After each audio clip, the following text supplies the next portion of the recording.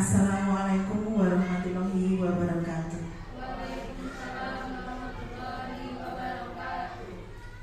Pertama-tama, mari kita panjatkan puji syukur kehadirat Allah Subhanahu wa Ta'ala, karena berkat limpahan dan rahmat-Nya kita semua bisa berkumpul di tempat ini dalam keadaan sehat walafiat.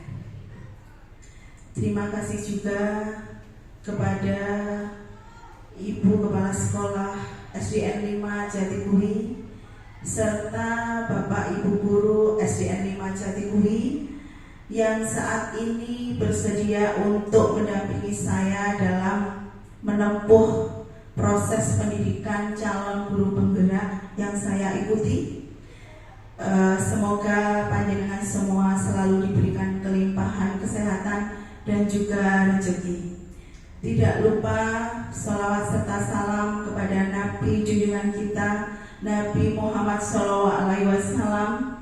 Semoga dengan ridhonya kita dapat mensyukuri semua nikmat yang sudah diberikan ini dalam keadaan yang benar-benar tidak kurang satu apapun.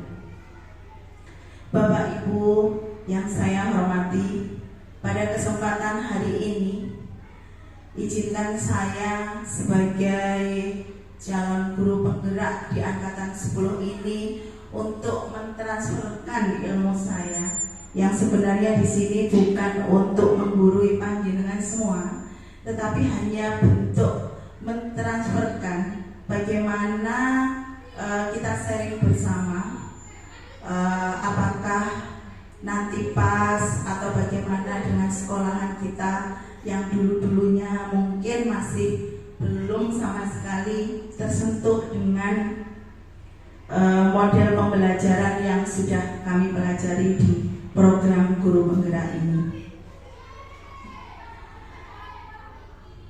Untuk ice breakingnya saya ingin membacakan pantun sedikit saja.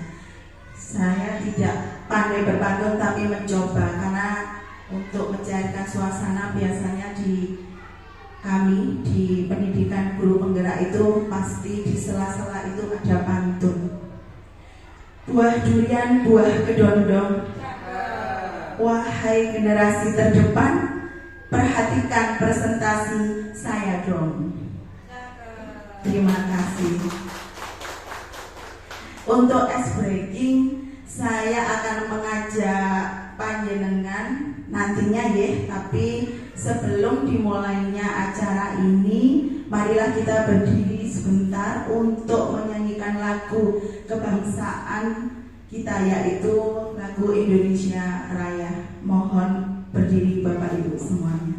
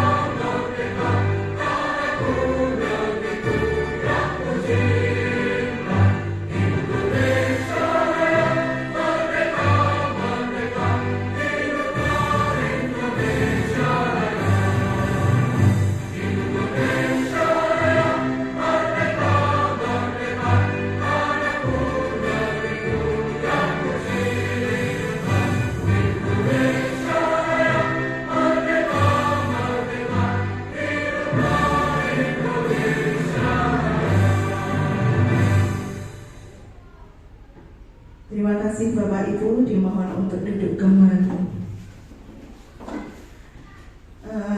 Sebelum kita mulai, kita untuk memfokuskan konsentrasi kita tepuk yang biasanya kita ajarkan kepada anak-anak, di tepuk konsentrasi.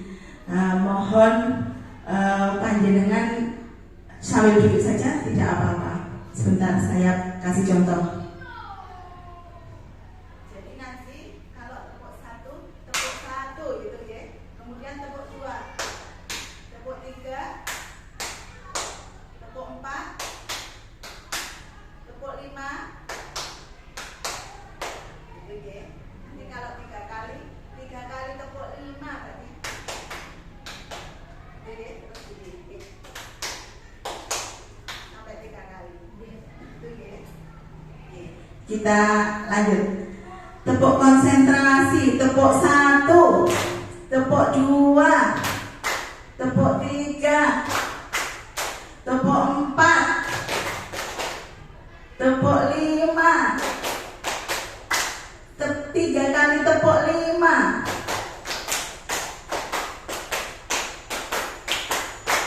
Ternyata masih konsentrasi pagi hari ini menjelang siang. Walaupun mungkin masih belum sarapan tadi. Gampang Bapak Ibu, nanti kita lanjutkan untuk berikutnya. Kita lihat di sini, kita mulai presentasi saya. Di sini saya menyebarkan pemahaman dan penerapan pengalaman budaya positif. Next, kemudian lanjut. Sekarang saya ingin bertanya dari ini, apa yang dimaksud dengan budaya positif, terutama di dalam lingkungan sekolah kita? Mungkin dari Bu Hani bisa untuk menjawab. Terima kasih atas waktunya. Mungkin budaya positif yang sudah kita terapkan di sekolahan kita yaitu pembacaan Asmaul Husna setiap pagi. Itu salah satunya. Ya, itu adalah salah satu contoh dari pembiasaan budaya positif. Nah, mungkin dari Bu Narni, monggo. Budaya positif menurut panjenengan apa, Bu Narni? Budaya positif menurut saya yaitu anak-anak bisa menumbuhkan karakter tersendiri. Contohnya di sekolah kita, sebelum belajar kita berdoa terlebih dahulu untuk menumbuhkan karakter mereka itu sendiri. Terima kasih. Terima kasih Bu Narni. Menurut Bu Prati mungkin? Terima kasih. Kalau menurut saya yang dimaksud dengan budaya positif di lingkungan sekolah itu adalah kebiasaan-kebiasaan baik yang diterapkan kepada anak-anak demi untuk perkembangan anak-anak itu sendiri. Iya, betul sekali Bu Prati. Kemudian dari yang disampaikan oleh Bu Prati tadi adalah sebenarnya budaya itu adalah kebiasaan. Nah, positif itu adalah hal yang baik. Jadi yang disampaikan oleh Bu Hani adalah contohnya. Bu Narni sudah mengenal dan Bu Prati juga sudah pas sekali dalam penyampaiannya bahwa budaya positif itu adalah kebiasaan-kebiasaan yang baik yang nantinya akan kita terapkan di dalam lingkungan sekolah kita. Terima kasih Ibu-ibu. Next, berikutnya. Nah, budaya positif adalah suatu upaya untuk menciptakan lingkungan yang mendukung dan memotivasi, di mana setiap anggota merasa dihargai, aman, dan didorong untuk berkontribusi maksimal dalam budaya positif. Komunikasi terbuka, penghargaan atas prestasi, kerjasama, dan kesejahteraan murid sangat diutamakan. Next, berikutnya. Ya, di sini ada sebelum di konsep inti budaya positif ini, Nah, ini ada disiplin positif, ada teori kontrol, kemudian teori motivasi, dan di sini ada hukuman dan penghargaan. Kemudian ada posisi kontrol guru yang selama ini mungkin kita masih belum sama sekali mengenalnya. Kemudian kebutuhan dasar manusia itu apa? Nah, akhirnya nanti akan muncullah keyakinan kelas dan juga segitiga restitusi. Nah, sekarang sedikit saya ingin minta bantuan dari konsep inti budaya positif ini munculnya adalah dari trilogi pendidikan yang sudah disampaikan oleh Bapak Ki Hajar Dewantoro, yaitu selaku Bapak Pendidikan kita, bahwa implementasi trilogi pendidikan merupakan konsep, kebijakan dan proses penerapan ide yang disusun oleh Ki Hajar Dewantoro sebagai pijakan dalam pengelolaan pendidikan. Mungkin masih ada yang hafal, mungkin Pak Ajis bisa menyebutkan trilogi pendidikan dari Bapak Ki Hajar Dewantoro yang mungkin masih sedikit-sedikit ingat. Pak, ada 3 kan?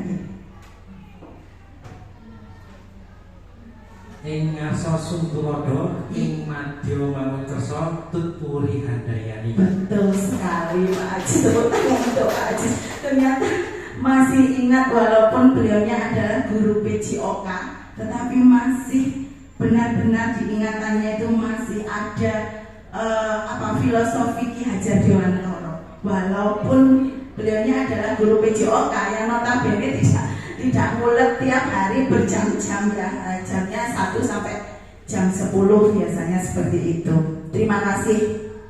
Nah, untuk menerapkan dalam konsep inti budaya positif ini kita harus memahami yang dimaksud dengan disiplin positif. Pak Anang, ini Pak Anang ini pendekar kita dari nomor 2 setelah Pak Ajis. Mungkin disiplin positif contohnya seperti apa Pak Anang? Monggo. Oke, Jack. Ini untuk siswa begini. Yeah. Contohnya siswa itu datang tepat waktu. Nah, terus kalau ada guru itu senyum salam sapa. Dan lalu selalu menjaga kebersihan lingkungan, itu juga termasuk dalam disiplin positif menurut saya. Iya, terima kasih Pak Anang. Pas sekali dengan pembahasan dari modul 1.4 ini, bahwa disiplin positif ini bisa diterapkan oleh siswa dan juga oleh guru. Nah, ini kita di sini dulu, disiplin positif dulu. Next berikutnya.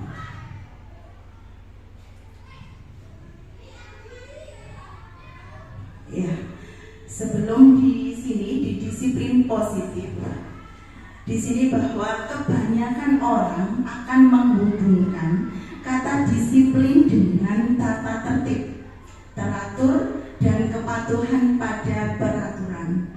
Kata disiplin juga sering dihubungkan dengan hukuman. Nah, ini.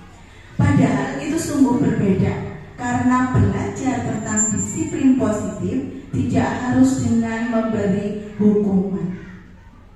Ki Hajar Dewantoro menyatakan bahwa untuk mencapai kemerdekaan atau dalam konteks pendidikan kita saat ini, untuk menciptakan murid yang merdeka, syarat utamanya adalah harus ada disiplin yang kuat. Disiplin yang dimaksud adalah disiplin diri yang memiliki motivasi internal. Nah, di sini kata-kata motivasi internal itu adalah berasal dari dirinya. Bukan ketika kita memberikan hukuman kamu harus itu tidak diperbolehkan lagi. Tetapi kita harus berusaha menumbuhkan disiplin itu berasal dari pribadi anak siswa tersebut. Next berikutnya. Disiplin positif menekankan pada pendekatan yang mendukung perilaku baik melalui penghargaan dan penguatan positif daripada hukuman. bertujuan untuk membangun hubungan yang sehat antara guru dan siswa serta menciptakan lingkungan belajar yang aman dan mendukung. Menariknya, pendekatan ini juga membantu siswa mengembangkan rasa tanggung jawab dan kontrol diri. Nah, ini yang sebagai pendidik, tujuan kita adalah menciptakan anak-anak yang memiliki disiplin diri sehingga mereka bisa berperilaku dengan mengacu pada nilai-nilai kebajikan universal dan memiliki motivasi intrinsik bukan ekstrinsik. Kebajikan universal nanti akan kita bahas yang di slide berikutnya. Lanjut. Ya, ini di dalam nilai-nilai kebajikan universal. Sekarang saya minta untuk Bu Ria menyebutkan profil pelajar Pancasila. Profil pelajar Pancasila yaitu 1. Takwa kepada Tuhan Yang Maha Esa, mandiri, gotong royong, kreatif, dan bernalar kritis.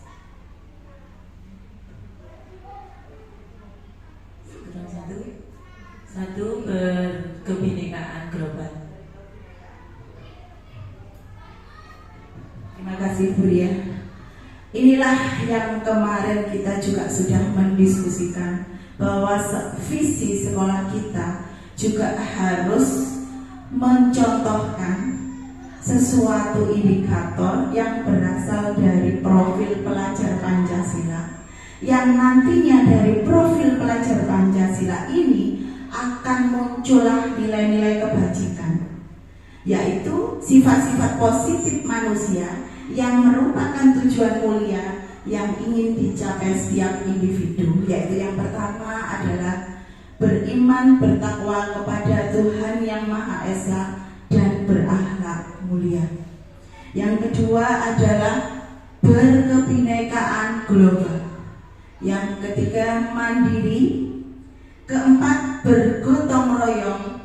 Kelima adalah bernalar kritis. Dan keenam adalah kreatif. Nilai-nilai kebajikan yang dari profil pelajar Pancasila ini akan menciptakan siswa untuk toleransi, adanya rasa hormat, mandiri, dan juga menghargai, serta ada antusias beserta empati. Bagaimana kita untuk berkreativitas dan bekerja sama, serta adanya percaya diri dan komitmen. Itu yang ingin sekali diwujudkan dalam kurikulum Merdeka, yang melalui dengan mungkin program guru penggerak ini bisa tersampaikan kepada sekolah-sekolah di seluruh Indonesia. Keterampilan yang bisa kita peroleh, yaitu keterampilan hidupnya dari kita melakukan nilai-nilai kebajikan ini adalah dapat dipercaya, lurus hati, pendengar yang aktif, dan tidak merendahkan orang lain, dan memberikan yang terbaik dari diri kita. Begitu. Next, berikutnya. Iya. Teori motivasi yang saya pakai dalam menerapkan dalam PPT saya budaya positif ini adalah dari buku Rex Turing School Discipline, menyatakan ada 3 motivasi perilaku manusia, yaitu untuk menghindari ketidaknyamanan atau hukuman, kemudian untuk mendapatkan imbalan dan penghargaan dari orang lain, serta untuk menjadi orang yang mereka inginkan dan menghargai diri sendiri dengan nilai-nilai yang mereka percaya. Selanjutnya, ini di sini ada beberapa metode tradisional dalam mengelola perilaku siswa sehari-hari. Panjenengan sebagai bapak dan ibu guru di sekolah ini tentunya setiap hari bertatap muka dengan anak-anak berbagai macam karakter yang mungkin di situ selama ini penerapan kita adalah selalu kepada hukuman. Hukuman ini yang kita terapkan bertahun-tahun kepada anak-anak. Ya, saya tidak memungkiri, saya sendiri juga seperti itu kemarin-kemarin. Tetapi bagaimana ke depan kita berusaha untuk menyampaikan walaupun itu sebuah hukuman, tetapi penyampaian terhadap anak itu yang lebih pendekatan secara internal, seperti itu. Hukuman itu bersifat tidak terencana atau tiba-tiba. Yang kedua, anak atau murid tidak dilibatkan. Jadi ini keputusan satu pihak dari guru. Jadi anak-anak itu tidak ditanya dulu atau mungkin di persuasi sebenarnya seperti apa atau bagaimana atau kan seperti itu. Tapi langsung itu hukuman dari guru yang anak itu harus melaksanakan. Mau tidak mau anak itu harus melaksanakan. Dan bersifat satu arah. Kenapa satu arah? Karena itu berasal hanya dari guru saja. Kemudian konsekuensi. Kalau konsekuensi itu terencana, disepakati sesuai aturan. Murid tetap dibuat tidak nyaman. Tetap tidak nyaman dia. Konsekuensinya apa kalau? Dia memilih tetapi tidak nyaman. Kalau hukuman kan langsung kamu sekarang hormat di bawah bendera. Itu contoh hukuman. Jadi anak itu harus ke situ berangkat melaksanakan. Jadi satu arah dari guru saja. Tapi kalau konsekuensi itu murid ditawari, tetapi harus melaksanakan. Sikap guru selalu memonitor murid. Nah, ini juga tetap masih saya terapkan. Masih ingin berubah, tapi masih dalam tahap proses. Berikutnya kalau restitusi ya, di sini restitusi yang diberikan di modul 1.4 ini yang saya harus memberikan istilahnya ketok tular ilmu saya kepada panjenengan semuanya, ini memang wajib. Dan ini panjenengan juga harus mengetahui restitusi itu apa, segitiga restitusi itu apa. Di sini adalah proses menciptakan kondisi bagi murid untuk memperbaiki kesalahan. Contohnya, anaknya dipanggil, kemudian ditanya, bagaimana tadi kamu kok begini dok? Tapi tidak memberikan hukuman. Kemudian ditanya lagi, apa tadi kamu bersalah atau kamu melakukan kesalahan? Nah, di situ dia pasti akan melakukan pengakuan yang istilahnya ketika ada keterbukaan antara guru dengan siswa.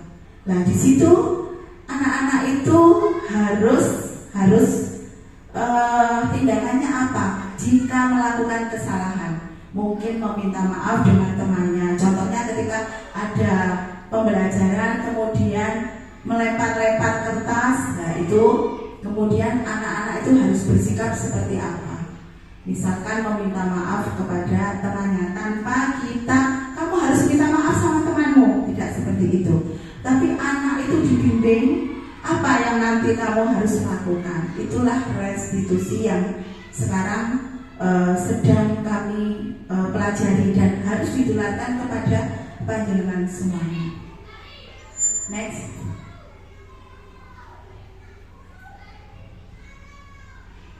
Hukuman dan penghargaan. Penekanan pada penghargaan sebagai alat yang lebih efektif untuk memotivasi perilaku positif daripada hukuman, tetapi seringkali hanya memberikan hasil jangka pendek dan dapat merusak hubungan guru dan siswa. Nah, teringat ketika saya dulu SMP, saya kurang ahli dalam mata pelajaran fisika, itu memang saya akui. Ketika bu guru itu menyuruh saya untuk maju di depan dan di papan tulis itu, saya bingung. Saya itu mau menulis apa? Karena benar-benar pembelajaran yang diberikan itu tidak masuk di otak saya. Dan di situ Bu Guru itu memberikan umpatan kepada saya. Sampai sekarang saya masih mengingat itu. Dan itu betapa sedihnya sampai sekarang itu masih saya ingat sekali. Waktu itu saya duduk di kelas 1 SMP. Jadi kebetulan saya sekolah di SMP Negeri 4 Kepanjen, sehingga saya masih ingat sampai sekarang Bu Guru siapa yang memberi umpatan yang agak kasar kepada saya. Itu jadi dari sini kita belajar menjadi seorang pendidik itu harus memberikan penghargaan efektif. Jika kita menginginkan seseorang melakukan sesuatu yang kita inginkan dalam jangka waktu yang pendek. Kemudian jika kita menggunakan penghargaan lagi dan lagi, maka orang tersebut pastinya akan bergantung pada penghargaan yang diberikan serta kehilangan motivasi dari dalam. Jadi kalau kita terlalu banyak memberikan penghargaan, misal sampean iso, nanti tak kasih uang saku. Jadi yang dia pikirkan bukan motivasinya untuk selalu berkembang dalam pendidikannya, tetapi milih uang sakunya, penghargaannya itu contohnya. Jika kita mendapatkan penghargaan untuk melakukan sesuatu yang baik, maka selain kita senantiasa berharap mendapatkan penghargaan tersebut lagi, kita pun menjadi tidak menyadari tindakan baik yang kita lakukan. Next. Di sini kemarin saya mempraktekkan keyakinan kelas dengan anak-anak. Keyakinan kelas itu dibentuk dari kesepakatan anak-anak yang kemudian anak-anak memilihnya, dan akhirnya di situ akan muncul yang namanya keyakinan kelas. Contohnya ketika sebelum memulai istilahnya presentasi ini, mungkin sebelumnya tadi ada kesepakatan yang nantinya akan muncul keyakinan. Contohnya mungkin hand raise. Hand raise itu berarti sebelum misalkan memberikan ide itu harus mengangkat tangan. Itu contoh-contoh seperti itu. Dan jika kita sudah sepakat, maka itu akan dicatat oleh anak-anak dan dimasukkan menjadi keyakinan kelas. Unsur-unsur di situ yang memberi intinya yang memberikan apa kalimat kesepakatan yang akan kita lakukan itu anak-anak sendiri. Jadi guru hanya menjembatani sebagai istilahnya adalah penyemangat. Intinya kesepakatan kelas yang ingin kamu capai itu apa, nak? Jadi nanti itu yang harus tetap kamu ikuti dan tetap harus kamu patuhi. Jadi keyakinan kelas adalah nilai norma yang dianut oleh kelas. Keyakinan ini dapat mempengaruhi dinamika kelas dan kinerja siswa. Keyakinan seseorang akan lebih memotivasi seseorang tersebut dari dalam. Seseorang akan lebih tergerak dan bersemangat untuk menjalankan keyakinannya daripada hanya sekedar mengikuti serangkaian peraturan tertulis tanpa makna. Contohnya, kalau di depan itu ada papan tata tertib sekolah, nah itu yang dinamakan peraturan sekolah. Tapi kalau keyakinan kelas itu atau keyakinan yang sekarang masih keyakinan kelas dulu, belum sekolah ya. Jadi kata-katanya masih kelas, belum sekolah, karena itu harus dimunculkan dari siswa-siswa per kelasnya dulu.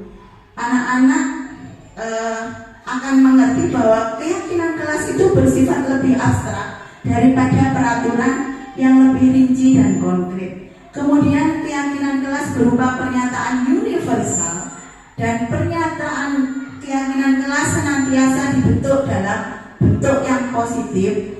Keyakinan kelas hendaknya tidak terlalu banyak sehingga mudah diingat dan dipahami oleh semua warga kelas. Keyakinan kelas sebaiknya sesuatu yang dapat diterapkan di lingkungan tersebut, dan semua warga kelas akan berkontribusi dalam pembuatan keyakinan kelas tersebut. Contohnya panjenengan bisa melihat di papan itu yang dibuat anak-anak yang kecil agak ke bawah itu 2 itu adalah contoh keyakinan kelas yang dibuat oleh kelas 3. Next berikutnya.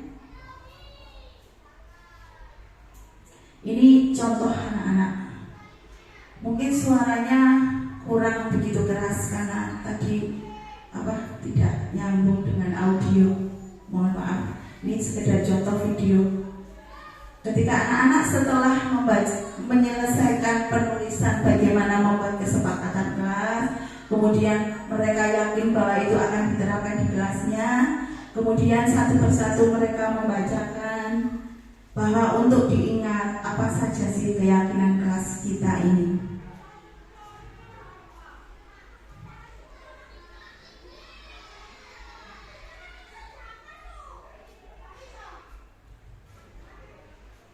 Next.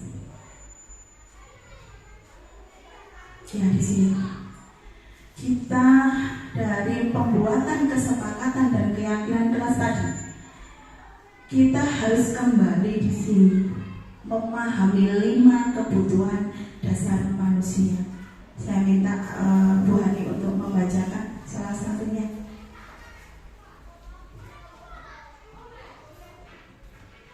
Salah satunya yaitu kebutuhan bertahan hidup. Contohnya makanan, pakaian, tempat tinggal, keamanan, dan kesehatan.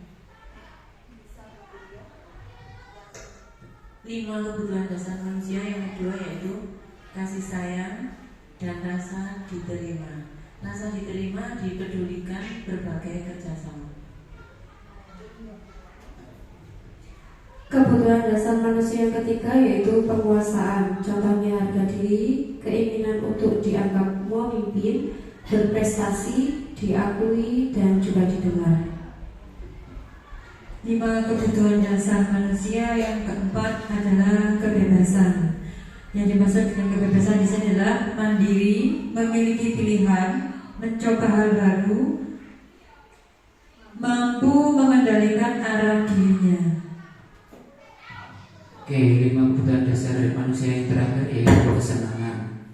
Di antaranya bermain, humor, antusiasme, dan tertawa.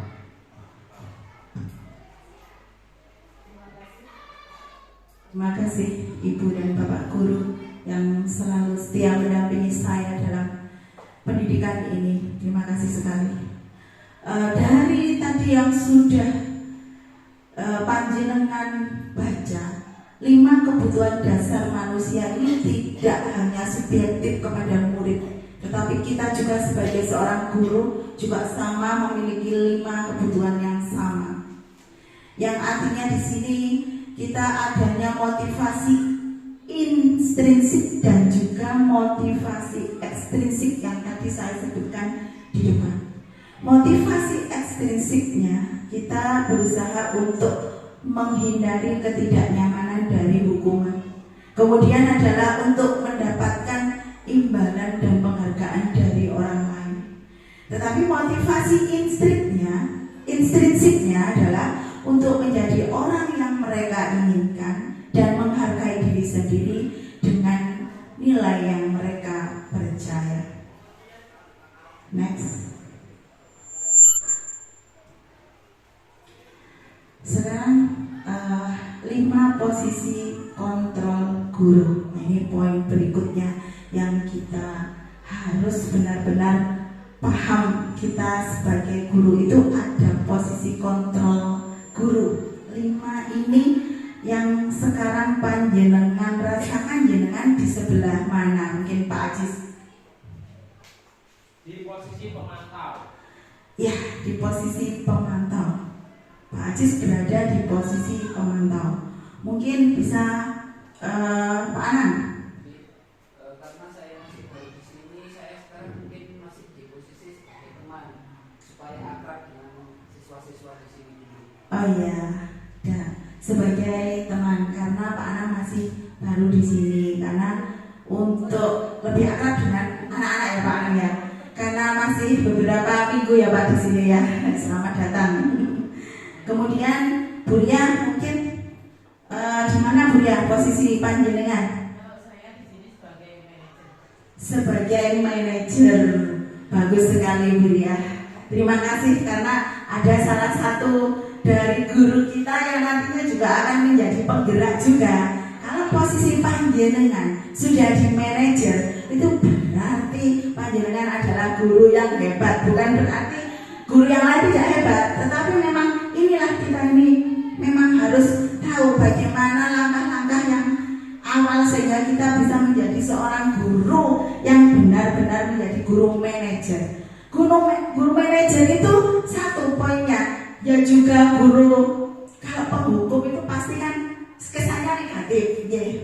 nggih. Kemudian kalau membuat rasa bersalah itu mesti kan anaknya terbayang-bayang nggih Bu Ani. Nanti kalau di rumah mesti mikir, oh iya aku kan diseneni ambek Pak Ajis, mergane aku ngene kan gitu nggih. Kalau membuat rasa bersalah. Nah, tapi kalau sebagai teman itu juga mendekati bagus. Karena apa? Teman itu bisa membuat anak didik kita itu nyaman. Seandainya mereka ada bermasalah di rumah, itu apa solusi kita sebagai guru? Pendekatankah atau mungkin gimana kan? Kalau teman itu bisa curhat sak luas-luasnya kan gitu ya. Nah tadi Pak Aji sebagai pemantau. Kalau pemantau di sini ini intinya ya bagus. Cuma di sini sudah melengkapi dari lebih dari teman pemantau itu. Ada 2 indikator kalau pemantau. Jadi memantau siswanya, tapi juga menerima kolaborasi dari siswa seperti itu. Dan kuliah di titik yang kita inginkan, walaupun kita belum bisa sampai di situ, itu menjadi guru yang manajer. Yang artinya manajer itu bisa menjembatani lah semuanya. Nah itu seperti itu. Lanjut, next. Kalau ya sebentar. Kalau penghukum itu hormat pada bendera selama berapa jam kan gitu. Ya ini contoh video pemimpin pembelajaran, cuma suaranya kurang begitu. Nah ini adalah praktisi kami, praktisi pendidikan. Jadi ketika kami ada elaborasi, kita harus melihat video ini dulu, kemudian dengan pemahaman yang diberikan oleh ibu ini, kita mengambil intinya apa sih intinya dari yang harus kita jalankan, yang harus kita terapkan. Ya. Masih di posisi penghukum.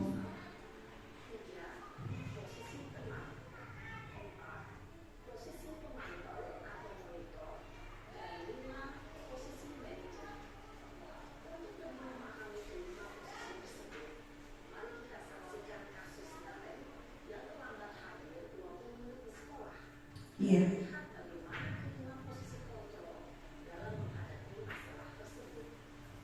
Iya. Ini adalah contoh posisi penghukum. Ketika ada siswa yang terlambat di sekolah.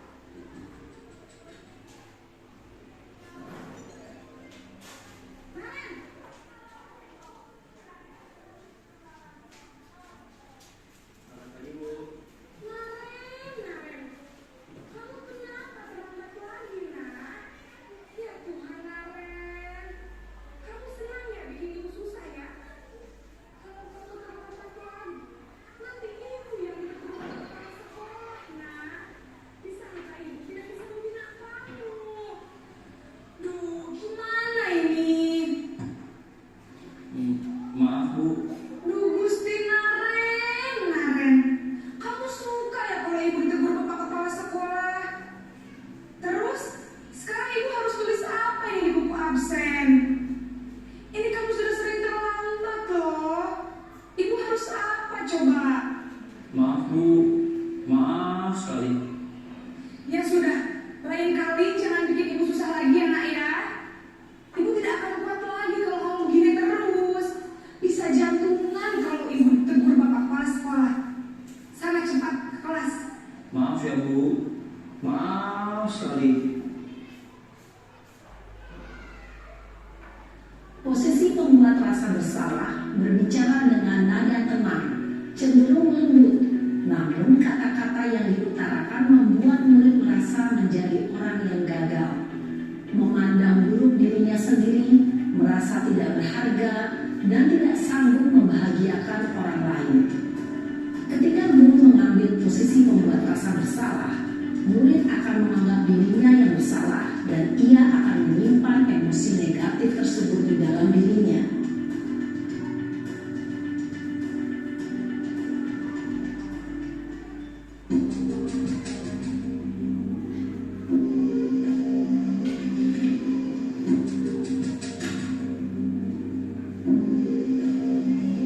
Naren,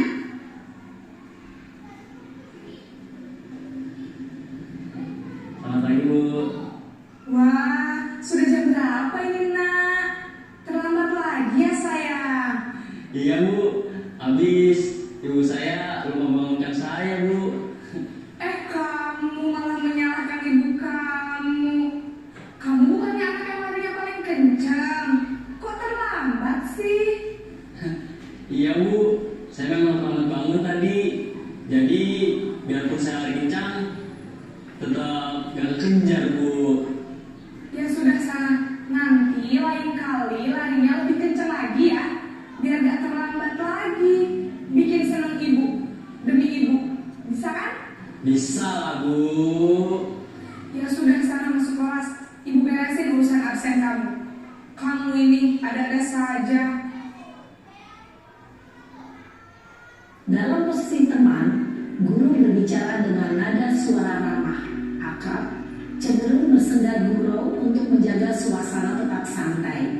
Murid akan merasa senang, aman, dan akrab dengan guru. Identitas yang tercipta adalah identitas sukses atau berhasil. Namun, perlu diingat, karena ini masih dorongan eksternal, maka ada faktor ketergantungan dari murid kepada orang tertentu. Di sini guru absennya, sehingga di lain waktu murid bisa berperilaku baik, namun hanya kepada orang-orang tertentu saja.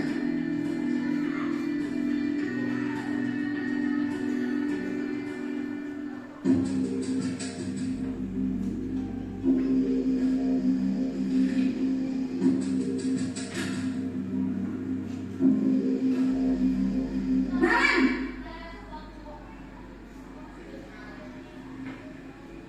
Selamat pagi Bu. Naren, apa peraturan sekolah kita tentang jam berapa kita harus masuk sekolah, nak? Kita harus di sekolah jam 7 Bu. Iya betul, sekarang sudah jam 7.20. Naren sudah tahu konsekuensinya jika terlambat hadir. Paham Bu. Saya harus tinggal kelas pas jam istirahat selama 20 menit. Iya benar, konsekuensinya demikian. Jadi nanti jam 9.30 pas istirahat, kamu harus tinggal di kelas, kerjakan tugas tambahan untuk ketertinggalan kamu, ya? Baik Bu. Posisi pemantau mengandalkan penghitungan atau data untuk mengontrol murid. Guru mengarahkan murid berdasarkan peraturan dan konsekuensi. Seorang pemantau menunjukkan bahasa tubuh dan ekspresi wajah yang datar dan cenderung formal.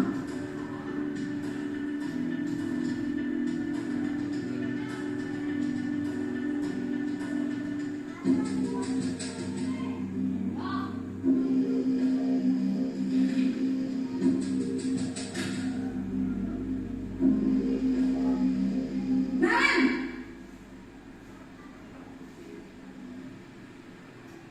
Selamat pagi Bu. selamat pagi pagi, Naren. Maaf Bu, saya terlambat. Iya, sekolah masuknya jam 7, sekarang sudah jam 7.20. Jadi sekarang bagaimana ini, Naren? Maaf Bu, saya lupa setel alarm saya semalam. Baiklah, menurut kamu, keyakinan sekolah yang mana yang perlu kamu tingkatkan? Menghargai diri sendiri dan orang lain mungkin ya Bu. Setuju. Jadi, apakah Naren meyakini prinsip saling menghormati tersebut? Iya Bu, saya meyakininya. Apakah Naren bersedia memperbaiki masalah keterlambatan ini? Bersedia Bu. Bagaimana kamu akan memperbaiki masalah keterlambatan ini? Saya akan coba untuk tidak lupa menyetel alarm saya Bu. Baik, kalau Naren lupa menyetel alarm di rumah, ada orang yang kira-kira bisa bantu mengingatkan tidak? Ada Bu, kakak saya, Kak Emma. Ada lagi selain Kak Emma? Selain Kak Emma, ada ibu saya. Baik, jadi yang mengingatkan Naren adalah Kak Emma dan ibu kamu ya? Kira-kira akan mulai setel alarm kapan nih, Naren? Setelah pulang sekolah, akan segera saya lakukan.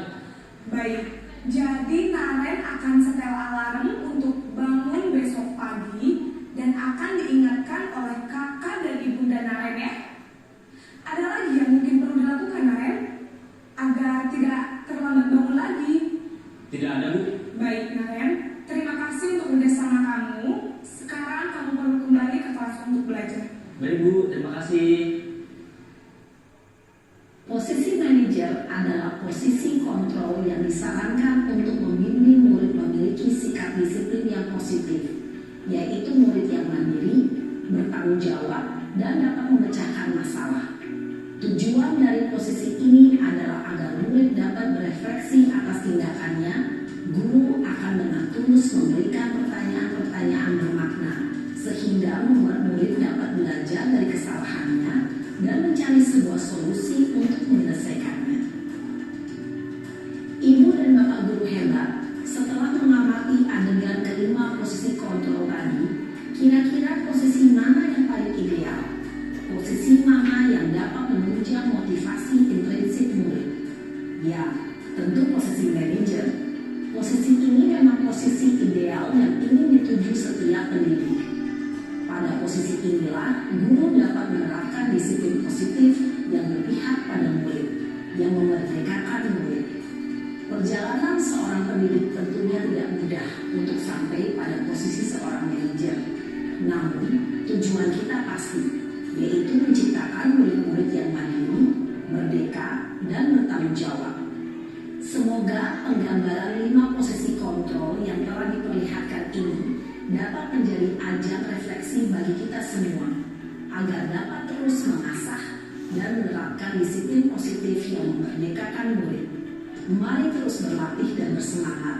Selamat menerapkan. Salam dan bahagia, Ibu dan Bapak Guru hebat.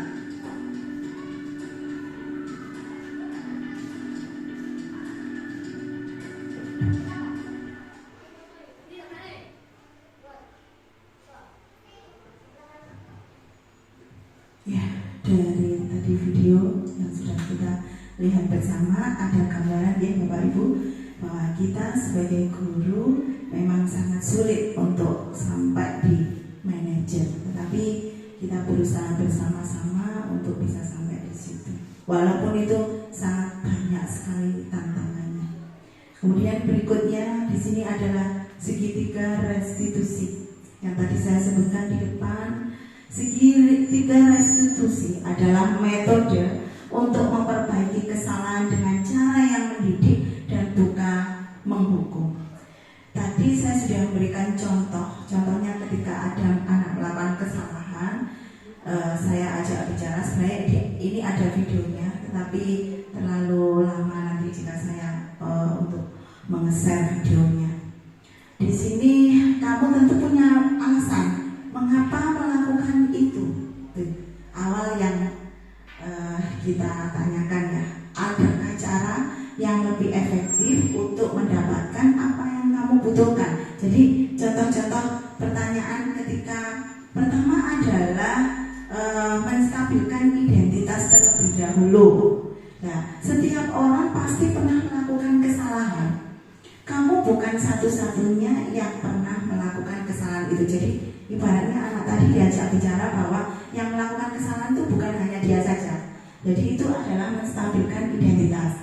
Kemudian berikutnya adalah validasi tindakan yang salah. Tadi di situ bagaimana contoh bentuk pertanyaannya, dan berikutnya adalah menanyakan keyakinan. Itu adalah langkah yang terakhir.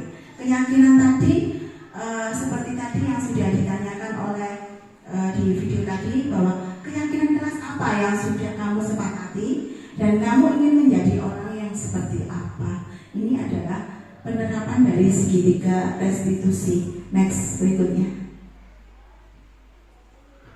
Nah, di sini menstabilkan identitas, ini banyak keterangannya ya. Di sini adalah berbuat salah itu tidak apa-apa, karena tidak ada manusia yang sempurna. Saya juga pernah melakukan kesalahan seperti itu dan kita bisa menyelesaikannya. Bapak Ibu tidak tertarik mencari siapa yang salah, tetapi Bapak Ibu ingin mencari solusi bagaimana permasalahan ini bisa terselesaikan dengan baik. Next, berikutnya. Jadi di sini menstabilkan identitas terlebih dahulu. Ya, kemudian validasi tindakan yang salah. Setiap tindakan kita dilakukan dengan satu tujuan, yaitu memenuhi kebutuhan dasar tadi, kebutuhan dasar manusia tadi.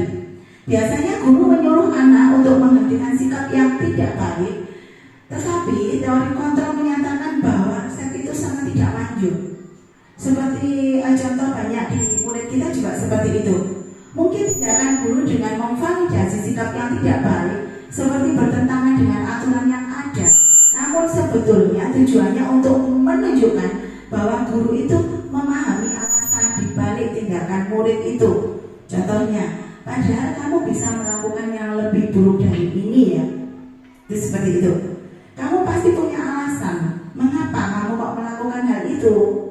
Nah, kamu patut bangga pada dirimu sendiri karena kamu telah melindungi sesuatu yang penting buat kamu. Itu contoh-contoh. Jadi kita validasi tindakan itu kita face to face dengan siswa tadi, di mana percakapan itu tidak diketahui oleh siswa lain. Itu. Kamu boleh mempertahankan sikap itu, tapi kamu harus menambahkan sikap yang baru yang lebih baik. Next, berikutnya. Nah, di sini kita menanyakan keyakinan dari kesepakatan kelas yang sudah dibuat anak-anak tadi, mengingatkan kembali bahwa dalam teori kontrol menyatakan pada dasarnya termotivasi secara internal. Jadi apa yang kita percaya sebagai kelas, misalkan kita di kelas, bukan keluarga ya.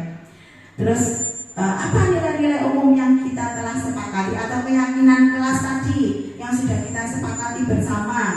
Kemudian apa ya bayangan tindakan yang seharusnya kita lakukan dari keyakinan kelas yang sudah kita buat tadi. Kamu mau jadi orang yang seperti apa? Itu pertanyaan yang terakhir. Mungkin akan mengulanginya atau mungkin akan melakukan tindakan yang lebih baik dan seperti itu. Lanjut, next. Nah, di sini ada adegan lagi, contoh dari ya ini adalah contoh restitusi tadi. Kesel Pak, kesel banget. Masa aku dikatain tukang fitnah Pak? Ya aku marah lah. Aku udah dikatain mereka di depan kelas. Kesel banget. Oh begitu. Ya pasti kamu marah dan kesal. Bapak juga akan marah apabila ada yang menuduh Bapak seperti itu. Kemudian pada saat itu kamu mau melakukan apa? Ya saya langsung ngatain mereka lah Pak. Kesel banget. Saya bentak-bentak dia depan teman-teman lain. Oh begitu. Pasti kamu melakukan seperti itu karena suatu alasan tertentu kan? Iyalah, masa saya diam saja Pak? Ya saya bela diri lah. Masa saya dituduh tukang fitnah? Ya wajar lah. Mempertahankan harga diri itu sesuatu yang penting buat kamu. Untung kamu tidak bertindak lebih gegabah lagi, hanya membentak-bentak. Iya Pak. Untung saya masih bersabar dan hanya membentak saja. Sudah gemes padahal saya pasti bela diri lah. Ya pasti ya. Tapi kamu memilih untuk tetap bertahan dan bersabar. Kamu memilih untuk tidak berbuat lebih parah lagi kan? Nah, sekarang coba kita lihat lagi tindakan kamu yang bentak Eka di kelas. Tindakan kamu itu kira-kira sesuai dengan keyakinan kelas atau prinsip kamu tidak? Enggak lah, Pak. Capek, Pak, jadi pemarah. Jadi keyakinan atau prinsip mana yang kurang sesuai dengan keinginan kamu? Ya, saya sebenarnya sangat menghargai orang lain. Mungkin saat itu saya menjadi emosi, jadi tidak menunjukkan sikap itu. Kamu meyakini tidak? Menghargai orang lain itu penting buat kamu. Yakinlah, Pak. Iya, setuju. Kita harus saling menghargai. Namun, ada juga keyakinan yang kita sepakati yang perlu kita jalankan apabila kita sedang marah, bukan? Ya, saya bisa lebih proaktif, mulai dengan diri sendiri. Saya bisa jadi lebih bersabar, mengambil waktu jeda untuk berpikir mau apa selanjutnya. Kira-kira kamu bersedia memperbaiki masalah ini tidak? Bersedia, Pak. Kalau kamu memperbaiki masalah ini, kamu akan menjadi orang seperti apa? Saya akan menjadi orang yang bertanggung jawab kali ya, Pak. Dan senantiasa proaktif. Iya, menurut kamu bagaimana rasanya menjadi orang seperti itu? Ya nyaman lah, bangga bisa bersabar dan menahan diri. Baiklah kalau begitu. Yuk kita pikirkan bagaimana memperbaiki masalah ini.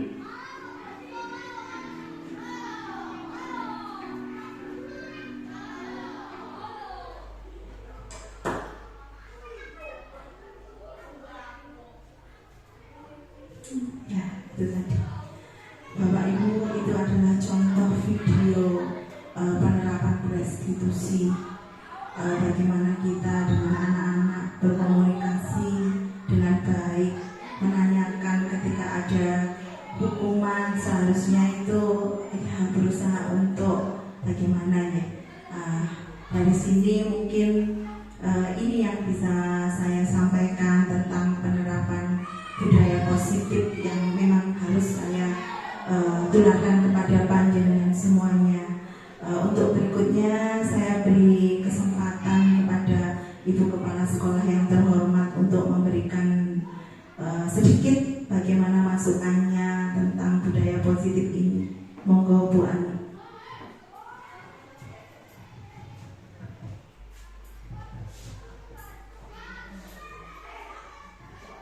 Assalamualaikum warahmatullahi wabarakatuh.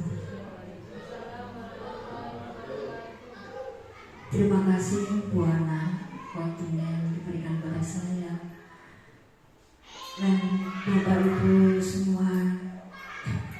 Ini dari pemaparan Bu Ana tadi sudah banyak sekali ya kita mendapatkan ilmu yang dari Bu Ana mengenai budaya positif. Di sini saya akan dalam budaya positif akan menambah sedikit ya. Kita berterima kasih pada Bu Ana yang sudah memaparkan banyak sekali. Di sini cuma memberikan menambah dengan budaya positif. Adapun konsepnya di budaya positif ini yaitu mengenai perubahan paradigma belajar, nilai-nilai kebajikan, motivasi perilaku manusia, keyakinan kelas, disiplin positif, kebutuhan dasar manusia, posisi kontrol guru, segitiga restitusi, yang semuanya tadi dipaparkan oleh Bu Ana begitu jelas ya. Nah, sekarang adapun di dalam budaya positif itu ada yang mengubah ya. Nah, di sini mengubah paradigma stimulus respon ke pendekatan teori kontrol. Di situ ada beberapa stimulus kontrolnya dan juga ke pendekatan teori kontrolnya. Yang pertama yaitu realitas kebutuhan kita sama, itu di stimulus respon. Nah, ke pendekatan kontrolnya yaitu realitas kebutuhan kita itu berbeda. Dan yang kedua, semua orang melihat hal itu sama di stimulus responnya. Ke pendekatan teori kontrolnya setiap orang memiliki gambaran yang berbeda-beda antara satu dengan yang lain, itu berbeda ya. Kalau sama itu berarti apa? Kalau sama berarti apa? Ya tidak ada. Nah, yang ketiga, kita mencoba mengubah orang agar berpandangan sama dengan kita. Nah, untuk pendekatan teori kontrolnya, kita berusaha memahami pandangan orang lain tentang dunia. Yang keempat, perilaku buruk dilihat sebagai suatu kesalahan. Dengan pendekatan kontrolnya yaitu semua perilaku memiliki tujuan. Semua perilaku memiliki tujuan masing-masing. Selanjutnya, orang lain bisa mengontrol saya. Nah, untuk pendekatan teori kontrolnya, hanya Anda yang bisa mengontrol diri Anda sendiri. Selanjutnya, saya bisa pemaksaan. Ya, pemaksaan ada pada saat bujukan gagal. Ke teori kontrolnya yaitu kolaborasi dan konsensus menciptakan pilihan-pilihan baru. Yang terakhir yaitu model berpikir menang atau kalah. Nah, di teori kontrolnya model berpikir menang-menangan.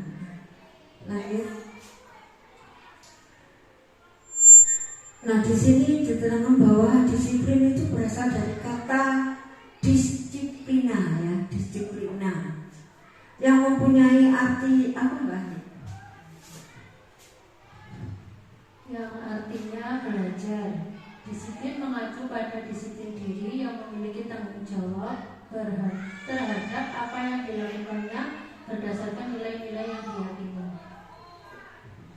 Terima kasih. Nah, itu artinya disiplin.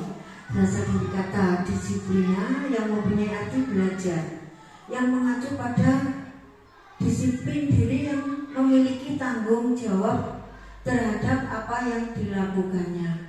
Nah, adapun di sini disiplin positif itu merupakan salah satu cara menerapkan disiplin yang bertujuan untuk menumbuhkan kesadaran serta memberdayakan peserta didik tanpa imbalan penghargaan atau reward, ancaman atau hukuman. Nah, di situ yang mengenai disiplin tadi juga dipaparkan banyak sekali sama Bu Ana mengenai disiplin budaya, disiplin positif gitu. Nah, di sini kita sebagai pendidik kita juga mempunyai tujuan. Nah, sebagai pendidik tujuan kita adalah menciptakan peserta didik yang memiliki disiplin diri sehingga mereka berperilaku mengacu pada nilai-nilai kebajikan universal dan memiliki motivasi intrinsik dalam perubahan perilaku ke arah yang lebih baik. Nah, itu ya Pak. Nah, tadi yang dipaparkan banyak sekali. Nah, sekarang kita hanya sebagai pendidik mempunyai tujuan seperti itu. Mungkin hanya itu yang bisa saya menambah dari Bu Ana tadi. Semoga ilmu yang didapatkan Bu Ana dan yang diberikan kepada kita semua menjadi ilmu yang berkah, yang bermanfaat bagi kita. Kita bisa merubah mindset kita ya dengan pemaparan Bu Ana. Kita bisa merubah cara membudayakan disiplin tadi.